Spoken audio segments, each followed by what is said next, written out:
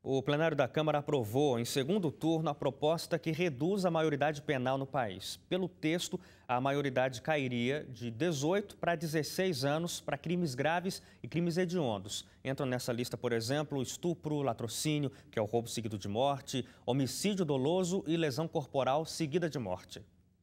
Antes da votação em plenário, ainda houve muita discussão entre deputados favoráveis e contrários ao texto da proposta. O que nós estamos vendo no nosso país é uma verdadeira guerra civil, como nenhum outro país no mundo tem. E o que a gente vê de solução para isso é sempre conversa, é sempre blá blá blá. É sempre conversa mole. E é isso que o nosso povo está cansado. Ele espera que a Câmara dos Deputados tome uma medida que saia do blá blá blá. Que saia, a culpa é da educação. É. Mas nós estamos há 30 anos falando que a culpa é da educação. Quando a educação falha, nós temos que ter outros meios. Nós precisamos salvar gerações. Nós não podemos terminar o futuro deste país. E quando nós mudamos a Constituição, isso vira parâmetro para várias leis, inclusive possibilitando e aliviando a pena daqueles que fazem crime contra os adolescentes. Porque na hora que eu reduzo a maioridade penal, eu alivio a pena de um pedófilo, dos estupradores de menores e adolescentes, porque a revisão das leis será exatamente para idades menores. Por fim, o texto foi aprovado por 320 votos a 152. Como este foi o segundo turno, a proposta agora segue para ser analisada no Senado. E aqui no estúdio a gente conversa um pouco mais a respeito disso. Paula, o que é que muda para a sociedade brasileira caso esse texto venha a ser sancionado? Tem que passar ainda pelo Senado, depois será aprovado ou não pela presidência com a sanção presidencial. Mas imaginando que isso vá passar, o que é que muda na sociedade? Olha, eu acho que tem essa quebra de paradigma, ou seja, nós vamos ter que redefinir toda a nossa concepção do que é juventude e do que são pessoas em desenvolvimento, né?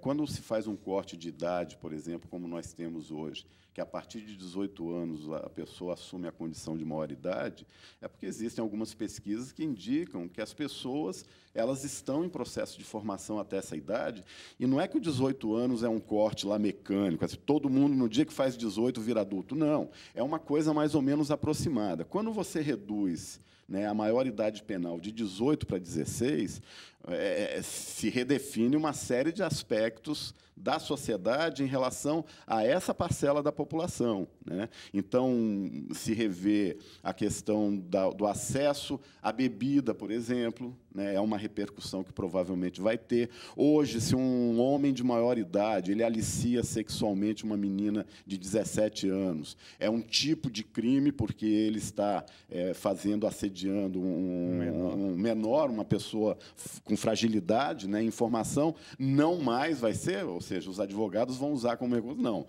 Se pode responder criminalmente com 16 anos, a pessoa é adulta. Ela mesmo se dará, por exemplo, com habilitação. Isso, então nós vamos ter uma série de impactos. E sem atingir o objetivo que eu sei que move uma maior parte da população que vê essa medida com simpatia. As pessoas elas acreditam, muita gente acredita, que reduzindo a maioridade penal, você vai ter um impacto na criminalidade. E, infelizmente, as pesquisas, os estudos apontam que em todos os países onde houve redução da maioridade penal, isso não teve nenhuma interferência direta no comportamento e na criminalidade daquela sociedade.